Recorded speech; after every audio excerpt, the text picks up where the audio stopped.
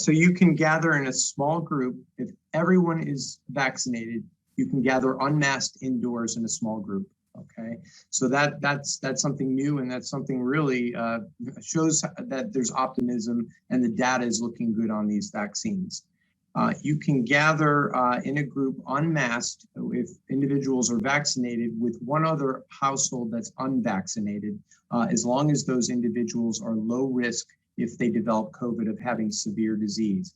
And I'll say the prime example of this is grandparents who are vaccinated coming to visit their grandchildren for the first time. And of course, we can't vaccinate grandchildren at this point. So if those grandchildren are well, then that is okay as long as it's one household. Another point that shows that the vaccines are working is if you're exposed to COVID and you're fully vaccinated, you don't have to do a 14-day quarantine anymore. That is not recommended. Certainly, if you have any symptoms or signs of COVID, you need to isolate yourself and get tested. But otherwise, you do not need to follow that quarantine.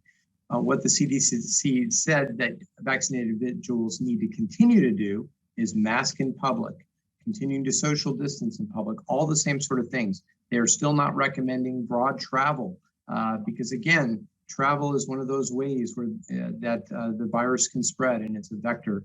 They're not recommending medium to large size gatherings. So that's another important point.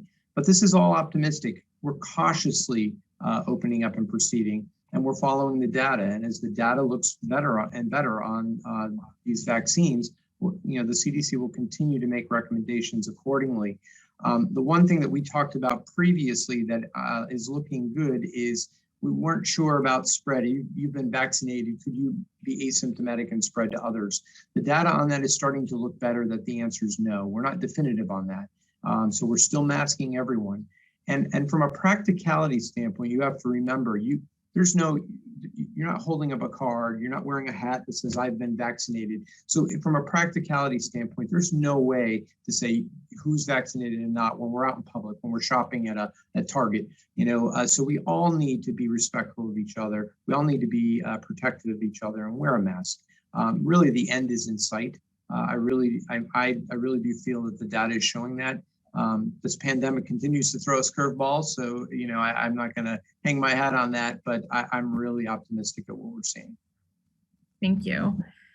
And with anybody who has been vaccinated, is there anything they need to do to know how well the vaccine worked for them? Should they be getting an antibody test or anything else? No, in fact, they should not be getting an antibody test because it may not turn up positive because the commercially available antibody tests don't test the same antibodies that you may develop that provide you immunity from the vaccine.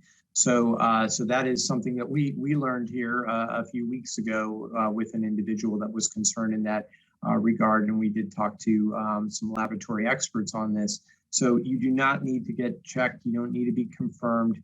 Really, you wait the 2 weeks after your second dose if you get one of the Pfizer or Moderna vaccines, or 2 weeks after the single dose of the Johnson & Johnson, and you can assume that you have full immunity. And these vaccines have great efficacy.